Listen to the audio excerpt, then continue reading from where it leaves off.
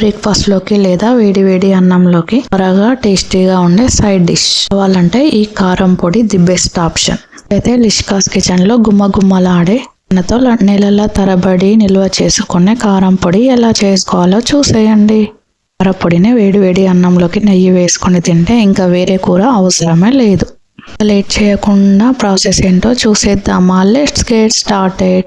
చూసాక మీరు కూడా ఒకసారి ట్రై చేసేయండి. ముందుగా అయితే స్టవ్ ఆన్ చేసుకుని ఒక గిన్నె కొంచెం వేడయ్యాక 1 కప్పు మినపప్పు అయితే వేసుకొని దూరగా వేయించుకోవాలి. అందులోనే 1/2 కప్పు కందిపప్పు అయితే వేసుకొని రెండింటిని అయితే లో ఫ్లేమ్లో మంచిగా దూరగా అయితే ఫ్రై చేసుకోవాలి. ఫ్లేమ్లో కుక్ చేసుకుంటేనే టేస్ట్ చాలా బాగుంటుంది. ఇందులోనే 2-3 గడ్డల ఎల్లిపాయలు కూడా వేసుకొని మంచిగా ఫ్రై చేసుకొని పక్కకు పెట్టుకోవాలి. ఇందులోనే జీలకర్ర మంచిగా ఫ్రై చేసుకోవాలి. ఇందులోనే ఆవాలు కూడా వేసుకొని దూరగా వేయించి అయితే పక్కకైతే పెట్టుకోవాలి. ఇందులోనే ఒక 1/2 స్పూన్ మెంతులు అయితే వేసుకోవాలి. మెంతులు చేదు ఉంటాయి కాబట్టి మంచిగా ఫ్రై చేసుకోవాలి.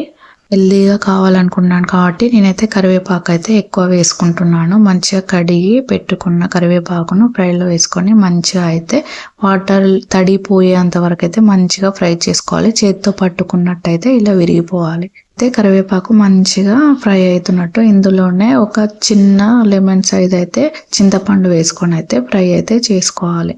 అయ్యాక పక్కకు పెట్టుకొని ముందుగా మిరపకాయలను అయితే తొడిమలు అయితే తీసుకొని పక్కకైతే పెట్టుకొని ఇలా ఆయిల్ వేసుకొని 1 స్పూన్ లో ఫ్లేమ్ లో మాత్రమే కుక్ చేసుకొని పక్కకు పెట్టుకోవాలి. ఫ్రై చేసుకున్న అన్నిటిని మాత్రం ఇలా చల్లార్చుకున్నాక మంచిగా మిక్సీ పట్టుకోవాలి. బరకగా మాత్రమే పట్టుకోవాలి. ఇవన్నీ అయితే పట్టుకోవాలి. అన్నీ ఒకేసారి కాకుండా ముందుగా పప్పులు అయితే పట్టేసుకొని తర్వాత కరివేపాకు అయితే పట్టేసుకొని లాస్ట్ లో ఎండుమిర్చిని అయితే మిక్సీ పట్టేసుకొని కొద్దిగా సాల్ట్ అయితే వేసుకొని ఎండుమిర్చి పట్టేటప్పుడు వేసుకోండి. నేనైతే ఒకదాని తర్వాత ఒకటి అయితే వేసుకోవాలి. ఒక 10 అయితే మిరియాలు వేసుకోవాలి.